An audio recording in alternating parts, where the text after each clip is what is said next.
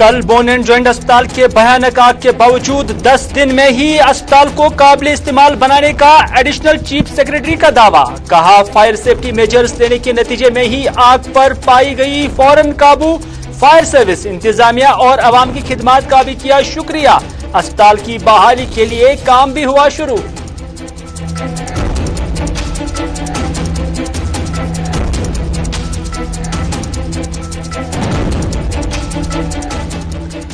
गांदरबल में नाला सिंध के अहाते पर गैर कानूनी तामीरात की निदामी कार्रवाई के दौरान खुदकुशी की कोशिश करने वाला नौजवान 12 रोज बाद हारा जिंदगी की जंग। अवाम ने तामीरात खड़ी होने तक मुतलका इंतजामिया की खामोशी पर उठाए सवालात। कहा, अगर तामीरात का काम पहले ही रोका गया होता तो आज नौजवान की जान नहीं चली जाती।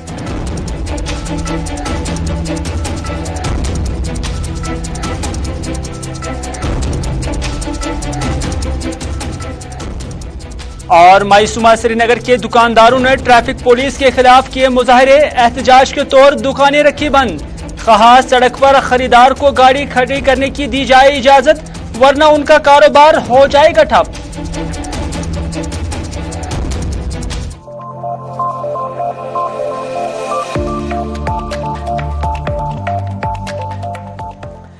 बिस्मिल्लाहिर्रहमानिर्रहीम, अस्सलाम वालेकुम। आप सभी का खैर मकदम है। आप देख रहे हैं प्रोग्राम स्पेशल रिपोर्ट अपने मेजबान मीर हिलाल हांजुरी के साथ। सुर्खियां आपने समात फरमाई है, अब सुर्खियों की जो तफसील है वो आप तक पहुंचाएंगे। लेकिन सबसे पहले बोन एंड जॉइंट हॉस्पिटल में कल आपने भयानक आग देखी है। सोशल मीडिया से लेकर दीगर प्लेटफॉर्म पे जो आग की लपटें नजर आ रही थी वीडियोस में, उससे साफ पता चलता है कि इस बिल्डिंग को काफी सारा नुकसान हुआ है। लेकिन इस सारे नुकसान के बावजूद सरकार का दावा है कि हॉस्पिटल को ज्यादा नुकसान नहीं हुआ है, बल्कि 10 दिन के अंदर अंदर ही इसे काबिल इस्तेमाल बनाया जाएगा। यानी 10 दिन के बाद ही इसे यहां पेशेंट्स के लिए खोला जाएगा।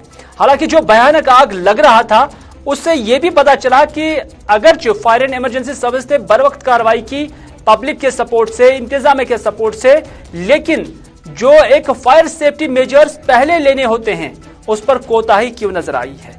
इस पर पेश है हमारे डेस्क की एक रिपोर्ट।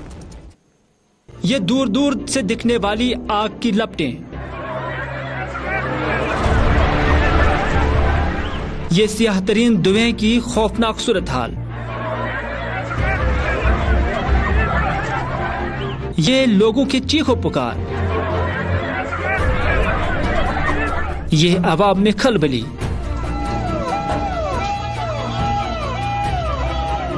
ये भयानक सूरत हाल बतला रही है कि श्रीनगर के बोन एंड जॉइंट अस्पताल में कल शाम लगी आग ने यहां किस कदर तबाही मचाई होगी।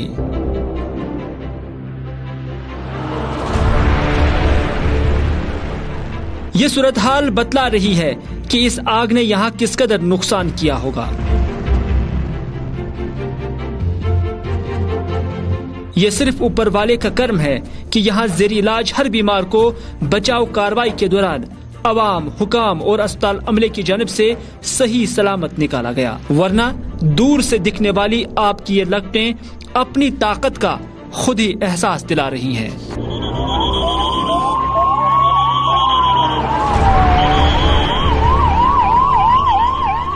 वैसे मामूल है कि किसी भी अस्पताल या इमारत जहां पर लोगों की मौजूदगी रहती हो, वहां फायर सेफ्टी ऑडिट करके जरूरी इकदामात हादसा होने से पहले ही उठाए जाते हैं, ताकि आग लगने के वक्त सूरत हाल को फौरन से पेशतर काबू में लाया जाए। लेकिन क्या बोन एंड जॉइंट अस्पताल में इन इकदामात का कोई ख्याल रखा गया था? क्या यहाँ कभी फायर सेफ्टी ऑडिट हो गया है? क्या इस अस्पताल की तामीर में ज्यादातर लकड़ी के इस्तेमाल के पेश नजर कभी सोचा गया था कि कहीं अगर यहाँ आग लगने के दौरान कोई बड़ी तबाही हुई तो उस सूरत में क्या कुछ किया जाए?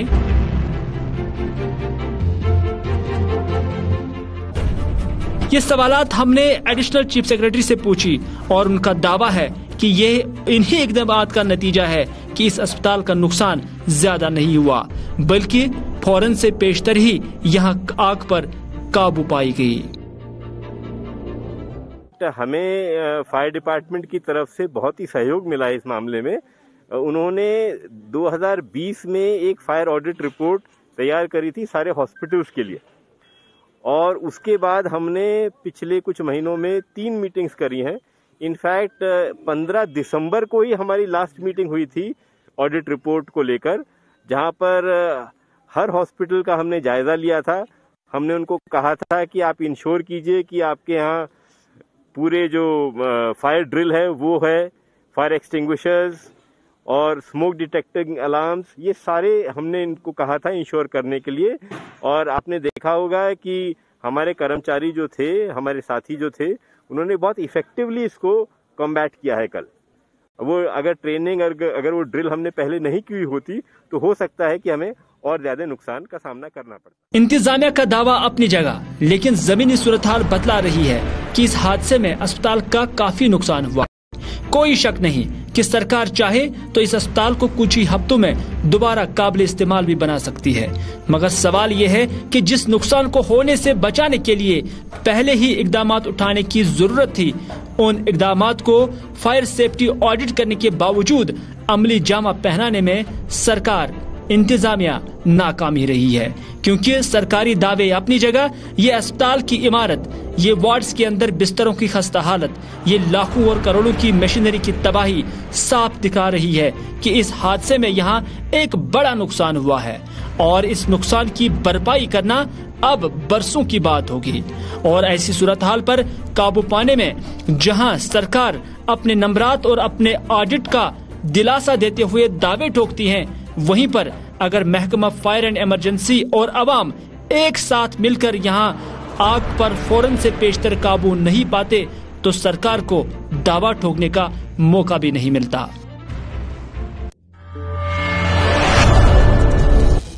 नाज़रीन, जिस वक्त यह आग कल 9:30 बजे के आसपास इस बोन एंड जॉइंट हॉस्पिटल, जो कि एक बड़ा असासा जम्मू कश्मीर के अंदर हेल्थ सेक्टर के अंदर है, जब यहां आग लगी तो उस वक्त यहां पर 113 के करीब अमराज थे, जिन्हें बहिफाजत अवाम की मदद से, पुलिस की मदद से, सिविल एडमिनिस्ट्रेशन की मदद से और फायर एंड इमरजेंसी के जो एहलकार हैं उनकी मदद से उस वक्त निकाला गया। कुछ वॉलंटियर्स भी उस वक्त बहुत सारे देखे गए हैं, जिसकी वजह से उन्हें बहिफाजत निकाला गया। लेकिन खबर यह भी आ रही है कि जिस वक्त यहाँ पर ये सूरत हाल, यानी आग की लपटें यहाँ नजर आ रही थी, जब यहाँ चारों तरफ धुआं ही धुआं था, जब यहाँ चीखो पुकार थी, उस वक्त यहाँ पर एक सर्जरी भी हो रही थी।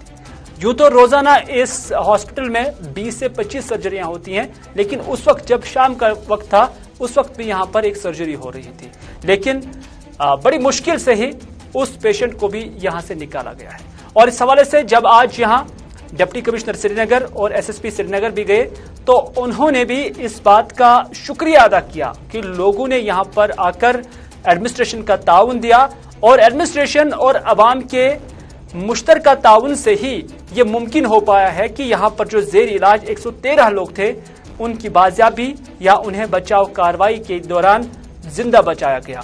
और यहाँ अगरचे इमारत का नुकसान हुआ है, लेकिन शुक्र है कि यहाँ कोई इंसानी जान का नुकसान नहीं हुआ है।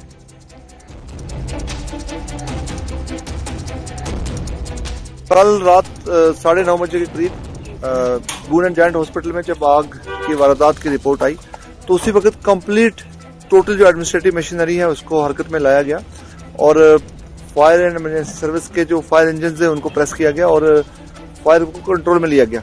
उससे ज्यादा अहम बात मैं ये बताना चाहूंगा कि जिस वक्त बोन एंड जॉइंट हॉस्पिटल के इमरजेंसी ऑपरेशन थिएटर में आग लगी, उस वक्त हॉस्पिटल में 113 पेशेंट थी और 113 पेशेंट्स को सेफली यहाँ से रेस्क्यू करके, इवैक्यूएट करके उनको एसएमएचएस, जेवीसी और जेएलएनएम हॉस्पिटल्स में शिफ्ट करके कंसल्टेंट्स को यहाँ से भेजा गया उनकी देखरेख के लिए। आज यहाँ पर एडिशनल चीफ सेक्रेटरी हेल्थ खुद यहाँ पर आए थे जायजा लेने और उन्होंने, आप लोगों ने उनका इंटरव्यू सुना, आप लोगों ने उनसे बातचीत की है, उन्होंने जो इंस्ट्रक्शंस दी हैं उस पर अमल किया जा रहा है। जो जहाँ पर आग की वजह से डैमेज हुआ है उसको वहां से मलबा हटाया जा रहा है और structural assessment, structural safety assessment PWD कर रहा है। और जो हमारा ओपीडी ब्लॉक है और उसके एडजेसेंट एक और ब्लॉक है जो बिल्कुल सेफ है, वहां पर पावर अभी अगर आप देखें, जाके देख सकते हैं, पावर रिस्टोर कर दी गई है, पानी की सप्लाई को बहाल किया गया है। बेसिक सर्विसेज को हम रिस्टोर करने के बाद एक कॉल ली जाएगी कि जितना जल्द हो सकेगा मिनिमम पॉसिबल टाइम में दोबारा से इस हॉस्पिटल को फंक्शनल कर लिया जाएगा। और कोई ये बात अगर कहे कि बून एंड जॉइंट हॉस्पिटल बर्बाद हो गया, ऐसा बिल्कुल नहीं है। बून एंड जॉइंट हॉस्पिटल था, बून एंड जॉइंट हॉस्पिटल है और रहेगा, क्योंकि ये हमारा प्रीमियर हॉस्पिटल है। पूरी वादी कश्मीर से यहाँ पर पेशेंट्स आते हैं, तो जो रिमेनिंग पार्ट है इसका, जो डैमेज हुआ है, उसको उसके असेसमेंट के बाद उसको भी रेस्टोर किया जाएगा। आप ये भी देख सकते हैं कि उसके साथ एक नई बिल्डिंग अंडर कंस्ट्रक्शन है। उसको सितंबर, जो हमें बताया गया है पीडब्ल्यूडी के से और जो एजेंसी है, सितंबर अक्टूबर से पहले मैक्सिमम बाय सितंबर अक्टूबर उसको भी फंक्शनल कर लिया जाएगा। ये सबका योगदान है, खाली हमारा योगदान नहीं है। इसमें लोकल्स जो थे यहाँ के, उनका भी ह्यूज है रोल, और हमारे जो यहाँ के लोकल ऑफिसर थे यहाँ के, उनका रोल है, डीसी के एडमिनिस्ट्रेशन का रोल है। It is not a single effort, everyone has contributed to it. और छोटी बात नहीं है ये कि 113।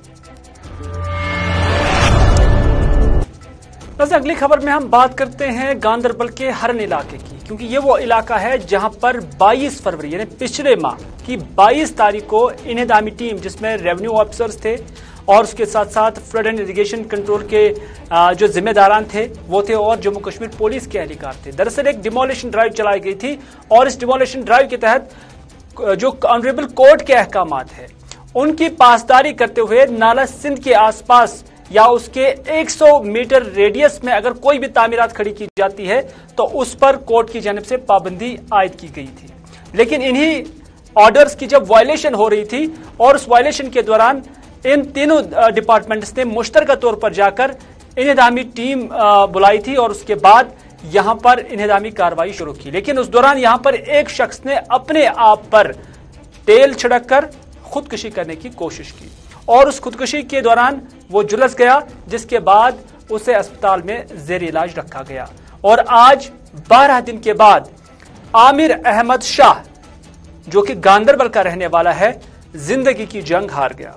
दरअसल इस शख्स ने खुदकुशी करने की कोशिश की या खुदकुशी कर ली, अगरचे उसकी ये खुदकुशी का अटेम्प्ट जस्टिफाइड नहीं है, इससे किसी भी तौर पर सही तस्वुर कदम नहीं ठहराया जा सकता है। ताहम इसके पीछे के जो मोहरिकात है वो समझने की जरूरत है कि आखिर इसने आज यहां पर खुदकुशी क्यों की, इसने अपने आप पर तेल क्यों छिड़का है। ये कुछ जरूरी सवालात हैं जो पूछने बहुत जरूरी है। इसके बावजूद कि ये जो अटेम्प्ट था ये किसी भी तौर पर जस्टिफाइड नहीं है, इसका कोई भी जवाब नहीं बनता है कि कोई अगर कोई किसी के खिलाफ कोई कार्रवाई करे तो फिर उसके बाद वो इस तरह का कदम उठाए। और इसमें भी कोई शक नहीं, जो कागजात मिल रहे हैं, जो हालात मिल रहे हैं, जो कोर्ट के ऑर्डर्स हैं, उससे लगता है कि इस शख्स ने आमिर अहमद शाह या उनके वालिद की जानब से जो यहां पर एक कॉम्प्लेक्स तैयार करने की कोशिश की गई थी, हम वो कॉम्प्लेक्स के शॉर्ट्स भी आपको दिखाना चाहेंगे कि जो कॉम्प्लेक्स यहां पे बनाया गया था, ये डिमोलिशन ड्राइव की गई थी उस वक्त। ये 22 तारीख की फुटेज है और ये आगे आप जो देख रहे हैं ये वो सीमेंट का कंक्रीट बनाया हुआ है। और आपको ये भी पता चले कि इसके नीचे एक अंडरग्राउंड फ्लोर बनाया गया है और इसकी तामीर के लिए कम से कम 2 महीने से लेकर 3 महीने लगे होंगे, क्योंकि ये जो ढांचा है ये बहुत बड़ा है। लेकिन अब सवाल यहां पर यह उठता है कि इस शख्स ने खुदकुशी कर ली और ये जस्टिफाइड नहीं है और हमें इसका जवाब भी ठहराना मुनासिब नहीं होगा। ताहम जब इस मामले की तहकीकात हो रही है, क्योंकि जब यहां पर यह अटेम्प्ट हुआ, खुदकुशी का अटेम्प्ट हुआ, तो उस खुदकुशी के अटेम्प्ट के दौरान एक एसएचओ और एक तहसीलदार को मुअत्तल किया गया, यानी सस्पेंड किया गया पिछले 10 दिनों के दौरान, क्योंकि उन पर यह इल्जाम लगाया गया है कि जब इस शख्स ने अपने आप पर मिट्टी का तेल छिड़का था या कोई तेल छिड़का था तो उस वक्त उन्होंने बर वक्त कार्रवाई नहीं की, यानी एसएचओ साहब ने और तहसीलदार साहब ने इमीडिएट एक्शन नहीं किया, इमीडिएट कार्रवाई नहीं की, जिससे उसको आग लगाने से बचाया जाता। हालांकि यह भी बरहक है, इसमें कोई शक नहीं कि अगरचे एडमिनिस्ट्रेशन ने इस हवाले से उनके खिलाफ नोटिस निकाला और उन्हें सस्पेंड किया, लेकिन अब सवाल यह भी है कि जिन 3 महीने के अंदर अंदर यह ढांचा यहां पर बनाया गया, उस दौरान भी इमीडिएट एक्शन क्यों नहीं ली गई। आज अगर एडमिनिस्ट्रेशन ने इमीडिएट एक्शन लेकर 10 दिन के अंदर अंदर ही एक एसएचओ और तहसीलदार को मुअत्तल किया है सर्विस से, तो जो फ्लड कंट्रोल या इरिगेशन डिपार्टमेंट इस नाले की देखरेख कर रहा है, क्या 3 माह 4 माह के दौरान भी उनकी नोटिस में ये चीजें नहीं आई और अगर आई होगी तो फिर एक्शन क्यों नहीं लिया गया, और एक्शन किसको लेना था। ये इतना यानी ग्राउंड फ्लोर भी बन गया, अंडरग्राउंड फ्लोर भी बन गया, और उसके बाद अपर ग्राउंड पर भी जो पहला फ्लोर बन रहा है उसकी स्लैब भी डाली गई है। अब दूसरे मंजिल की तैयारी वो कर रहा था। तब तक मुत्तलिका इंतजामिया कहां था, तब तक फ्लड कंट्रोल और इरिगेशन डिपार्टमेंट कहां था।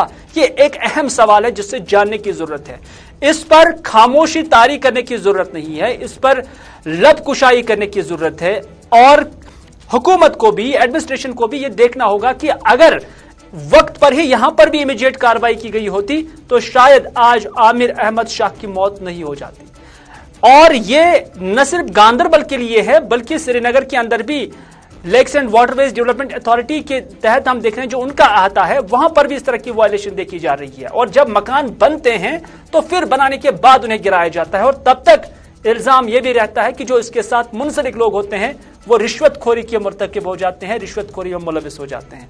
नतीजा यह है कि फिर इस तरह के बड़े हादसे हो जाते हैं। हालांकि अब डिविजनल कमिश्नर कश्मीर ने इस मामले की तहकीकात कराई है, और तहकीकात को 10 दिन का टाइम भी दिया गया था, और 10 दिन के अंदर अंदर ही इसकी तहकीकाती रिपोर्ट भी आनी चाहिए थी। 12 दिन हो गए और अभी तक इस हवाले से कोई लबकुशाई नहीं हुई है। हमने भी अपनी स्तर पर जो irrigation and flood control department के जो जिम्मेदारान हैं उनसे भी हमने इस हवाले से जानने की कोशिश की कि क्या उन्हें इस मामले की तरफ नजर नहीं पड़ी। तो इसमें irrigation and flood control department के जिम्मेदारों ने हमें बताया कि अप्रैल साल 2021 से यहां पर काम जारी था, यानी साल 2021 में ही इस शख्स ने यहां पर काम शुरू किया, और उनका यह भी दावा है कि 4 बार डिमोलिशन भी हुई है, यह उनका मानना है। और उनका यह भी मानना है कि उन्होंने यानी इस शख्स ने 6.5 मीटर की एनक्रोचमेंट भी की थी, यानी जो उसकी अपनी जमीन थी उसके बाद उनने एनक्रोचमेंट भी किया था, और नाला सिंध का या फ्लड कंट्रोल का जो डिपार्टमेंट है उनकी जो जमीन है उसको भी उन्होंने हड़प लिया था। और उन्होंने ये भी कहा कि इस पर 100 मीटर की रेडियस में कोई भी तामीरात करना जुर्म करार दिया गया है, उस पर मना किया गया है ऑनरेबल कोर्ट की जानब से। और irrigation and flood control division के जिम्मेदारों का यह भी मानना है, जो उन्होंने हमारे साथ बात की है, कि इस हवाले से इस शख्स से लिखित में भी लिया गया है, रिटन में भी लिया गया है, और सरपंच की मौजूदगी में यह सब कुछ हुआ है। लेकिन बात यह भी है कि अगर ये सब कुछ प्रोसेस चला तो फिर ये तामीरात बनी कैसे, एक बड़ा सवाल है। समझ में नहीं आ रहा है कि डिविजनल इंतजामिया इस चीज की तरफ तवज्जो क्यों नहीं देती है कि इतनी बड़ी इमारत बनी है तो ये कैसे बनी है, किसने उन्हें इजाजत दी है, किसने उन्हें मौका दिया है। तो इस हवाले से जो कोशिश है वो लेने की जरूरत है।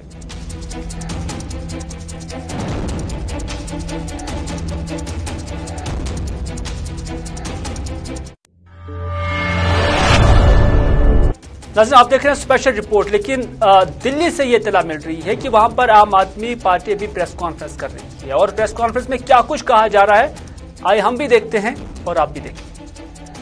100% परिवार यहाँ पर गरीब और दलित परिवार से आते हैं, और यहाँ आसपास कोई और स्कूल भी नहीं है। अगर कोई स्कूल है तो वो प्राइवेट स्कूल है, और सरकारी स्कूल के नाम पर यहाँ इतनी बड़ी आबादी के अंदर सिर्फ एक यही स्कूल था जिसको बंद किया जा रहा है। हमारा इसमें ये कहना है कि गरीब और या दलित परिवार से जो बच्चे हैं या जो परिवार हैं, आप जानते हैं कि बामुश्किल वो अपने बच्चों को स्कूल भेज पाते हैं। जो उनकी पारिवारिक स्थिति है, जो घर के हालात हैं, उसमें वो बहुत सारे बच्चे जो हैं वो स्कूल नहीं जा पाते, और बहुत कम बच्चे, अगर परिवार में 3 बच्चे हैं, 4 बच्चे हैं, तो 1-2 बच्चे ही बड़ी मुश्किल से स्कूल जा पाते हैं। और ये जो बच्चे यहाँ पढ़ रहे थे, जो 250 से 300 बच्चे यहाँ पढ़ रहे थे, अब इनको अगर अचानक एमसीडी स्कूल बंद कर देगा, उस स्कूल पे ताला लगा देगा, तो हम ये अंदाजा लगा सकते हैं कि इसमें से कितने बच्चे, कितने पेरेंट होंगे जो ये स्कूल बंद होने के बाद दूसरे स्कूल जो यहाँ से 2 किलोमीटर की दूरी पे है वहां अपने बच्चों को लेके जाएंगे या वहां जाके उनका दाखिला कराएंगे। मुझे लगता है कि आधे बच्चे, इसमें से लगभग आधे बच्चे शायद ऐसे होंगे, शायद वो दोबारा जो है उस स्कूल में जाके नाम नहीं लिखवाएंगे, उनके पेरेंट्स वहां जाके नाम नहीं लिखवा पाएंगे, और 250-300 में से आधे बच्चे ऐसे हो जाएंगे जो स्कूल जाते जाते उनका स्कूल जाना बंद हो जाएगा।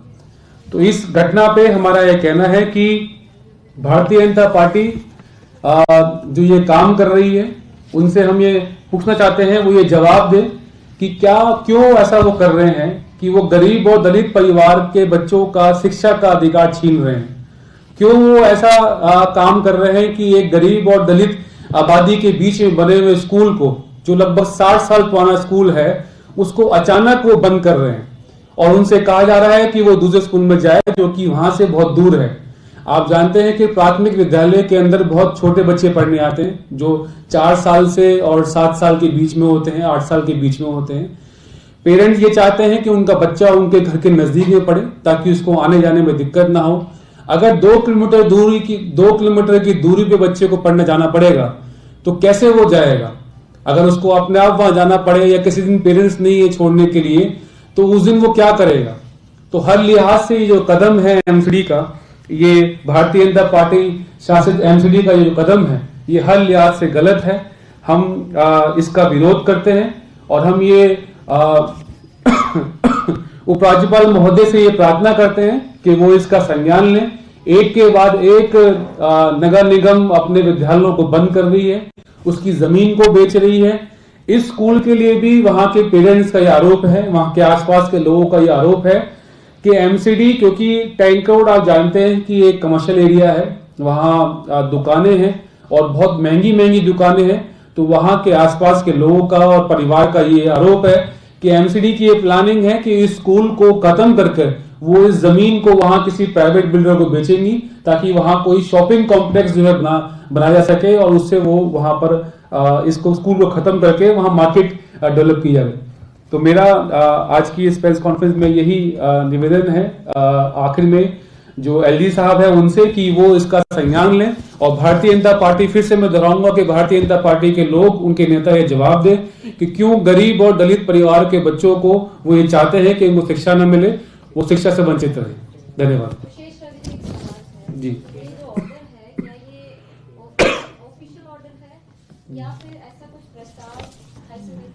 नहीं, ये बिल्कुल ऑफिशियल ऑर्डर है और ये कॉपी भी आप ले सकते हैं। ये ऑर्डर असिस्टेंट डायरेक्टर जो एजुकेशन है उनके द्वारा निकाला गया है। 7 तारीख का ये ऑर्डर है। इसमें लिखा हुआ है कि इस स्कूल को खत्म कर रहे हैं और इस स्कूल के बच्चों को दूसरे स्कूल में भेजा जा रहा है। रीजन इसमें नहीं बताया।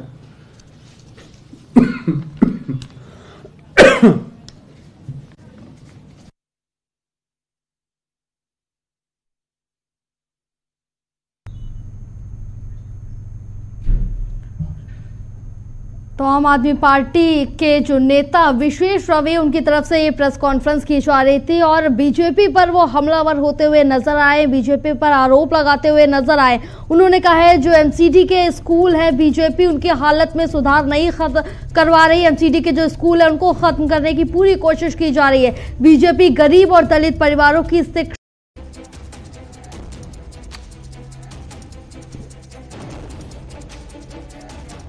चलिए नाज़रीन, ये थी आम आदमी पार्टी की प्रेस कॉन्फ्रेंस जो स्कूल को लेकर थी और भारतीय जनता पार्टी की सरकार को उन्होंने तनकीद का निशाना बनाया। इसी के साथ दीजिए अपने मेजबान मीरहिलाल हांजुरी को आज का स्पेशल रिपोर्ट यहीं पर इख्तिताम करने की इजाजत, इस वादे के साथ कि अगर जिंदगी रही तो आपसे फिर होगी मुलाकात। तब तक के लिए खुदा हाफिज, फी अमान अल्लाह।